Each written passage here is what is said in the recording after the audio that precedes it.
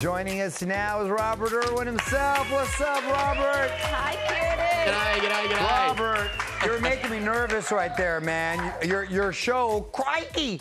It's like part two again, rounding me up. Okay. How? For example, you have no wiggle room for error right there, right? You fall, that's it. You're a goner.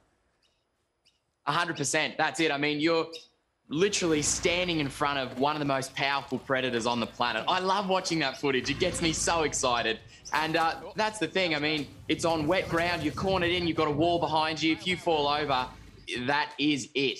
And so you've got to know that timing, when to bail. That was something my dad was very passionate about. You can't have an ego. You got to know when you pass your limitations. They're not an animal to try and take any risks with. But it is such an honor to get to work with crocs, modern day dinosaurs. Yep. I just love them so much. Awesome. That footage, wow, don't trip. But tell us about Casper, what we just saw there, because your dad brought him to the zoo?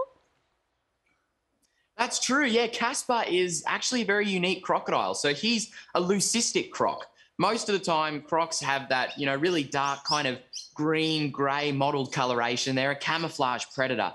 But Casper doesn't have that. So he is completely pale. And in the wild, this would be quite a hindrance. But here at Australia Zoo, it's quite interesting. He actually matches the colour of the bottom of the pond. So when you're looking in the pond, it actually makes him even harder to see. He's an absolute loaded gun. When he comes out, he fires on all cylinders. And this was a croc that my dad absolutely loved. He took him into Australia Zoo, gave him an amazing life. And now every day he gets to act just as a wild crocodile would. But gets pretty dicey at times. I bet. Robert, and then crocodiles live a pretty long time, right? What's the average lifespan of a croc? Yeah, he'll live up to 100 years, about the same as people. So he's still got a lot of time in him. So yeah, pretty exciting. One of our crocs that we've rescued, actually, my dad rescued back in the day. He rescued him and he was old, probably 50 plus, and we've had him for over 40 years here at the zoo. So at least 90 years old. Dang, see there, I knew they'd live for a while. Whoa, that's a long time. I love that we're talking to you at the Australia Zoo there. And we also have a video. That was the croc. But tell us about this bird that likes your head, or something's going down the. Yeah, well, what's going on here? What is that?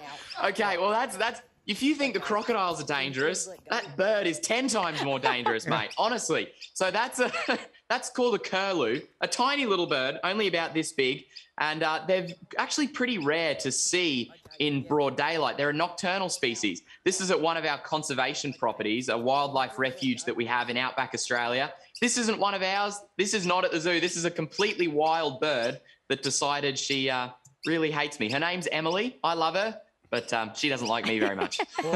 Well, you probably woke her up. Like you said, she's nocturnal, and she's not trying to get woke up right there. I guess, yeah. So we saw the video of the recent proposal at the zoo where the bird delivered the "Will you marry me?" Yes. note. That was really cool. Are proposal packages with the animals something you guys do now, or people are just getting creative? Well, people, I think, are just getting really, really creative, and we're happy to kind of help facilitate that at the zoo.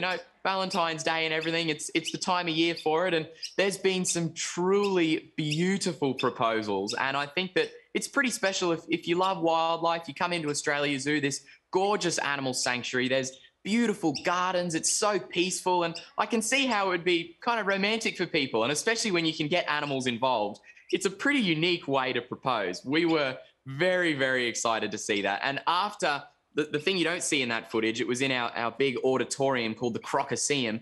Once the proposal had finished, there was a huge round of applause.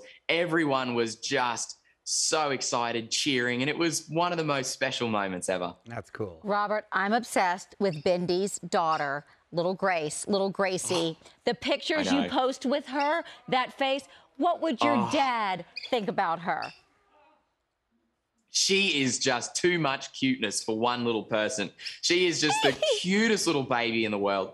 I love her so, so much. I think her granddad, my dad, he would have been over the moon. To be honest, we keep saying if Dad was around, we would never see Grace. He would just be taking her on all the adventures. So, yeah, he'd be stoked. And, I see a lot of that passion that he had, in her. She's definitely got the Irwin genes and the Powell side of it as well. So she's going to be an action-packed little kid. When she starts walking, Watch out, world. But no, it's been fun. Proudest uncle ever. Teaching her how to play the guitar. She'll be wrangling animals in no time. I'm loving it. That's awesome. That's awesome. So it's never too young to start exposing kids to nature and getting them knowledgeable on that, right? Absolutely. You know, what we've always been about as a family is, you know, connecting people back with the natural world. And now more than ever before, that is so important. And so especially for a little baby like Grace, I mean, she's growing up in the middle of a zoo. It's a pretty exciting life for her, but it is wonderful to see her. And when any little human being, you know, can come in and actually have that one-on-one experience. I remember the first time she saw a koala. She saw this koala and just locked eyes with it, and her face just lit up, just complete and utter joy. And when you see something like that, it warms your heart, and it's wonderful to give people that experience here at the zoo, and to see Grace just loving every second of it. Is it true Grace already likes playing with the snakes? Well, see, I've been trying to convince Bindi. I've been trying to get her in there wrangling snakes. Bindi says she has to start with the cute little cuddly animals first. You know, she's got to start with the baby kangaroos and the koalas.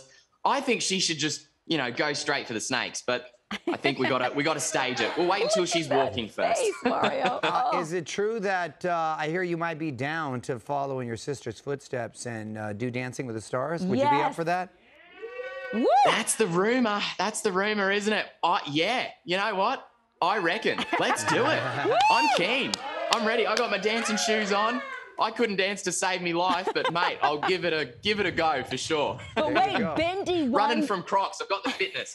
That's right. Bindi won the whole thing with Derek. What a season. Do you have the moves? Are you kidding that you don't have moves, or do you really not have the moves? Well, we'll have to find out, won't we? No, I really don't. You know, the extent of my moves are not particularly right. You know, I've got like the sprinkler, you know, one of these, this one. Shopping cart. I've got the shopping cart like that. Yep. I reckon I'm ready to go. I give you a 10. You know, she was good, but wait till you see. You got quick feet escaping from them Crocs, so I'm sure you'll be all right.